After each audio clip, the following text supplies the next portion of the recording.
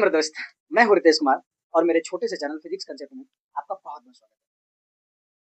तो आज हम लोग देखते हैं किसी भी इलेक्ट्रिक फील्ड में अगर चार्ज को चाहे पॉजिटिव हो चाहे नेगेटिव हो अगर रखा जाए तो उसमें इलेक्ट्रिक फील्ड के द्वारा फोर्स किस डायरेक्शन में लगेगा।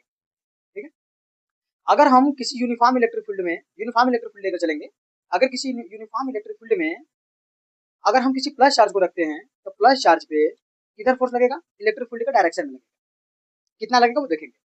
और किसी नेगेटिव चार्ज को अगर रखते हैं इलेक्ट्रिक फील्ड में तो उसमें जो फोर्स लगेगा इलेक्ट्रिक फील्ड के द्वारा वो अपोजिट डायरेक्शन में लगेगा, इलेक्ट्रिक फील्ड के अपोजिट डायरेक्शन में।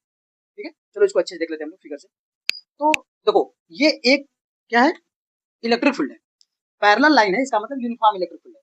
पैरेलल लाइन का मतलब यूनिफॉर्म इलेक्ट्रिक फील्ड। ये जब यूनिफॉर्म इलेक्ट्रिक फील्ड है तो यूनिफॉर्म इलेक्ट्रिक फील्ड में अगर प्लस क्यू रखा जा रहा है, यहाँ पे प्लस क्यू रखा जा रहा है, तो फोर्स किधर लगेगा, इलेक्ट्रिक फील्ड का डायरेक्शन में। देखो इलेक्ट्रिक फील्ड का डायरेक्शन इधर है, समझ में। तो प्लस क्यू पे इलेक्ट्रिक फील्ड के द्वारा जो फोर्स लगेगा वो इलेक्ट्रिक फील्ड के डायरेक्शन में लगेगा, और निगेटिव जो चार्ज है उस पर इलेक्ट्रिक फील्ड की तरह जो फोर्स लगेगा इलेक्ट्रिक फील्ड के अपोजिट डायरेक्शन में लगेगा। ठीक है, तो ये इधर लगेगा फोर्स एफ।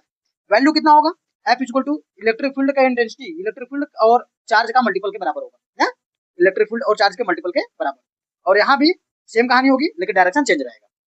बात समझ में आ गई। तो सिंपल बात है कि अगर किसी भी इलेक्ट्रिक फील्ड में यूनिफॉर्म इलेक्ट्रिक फील्ड में प्लस क्यू चार्ज रखा गया है तो उसी डायरेक्शन में उस पर फोर्स पुट होगा।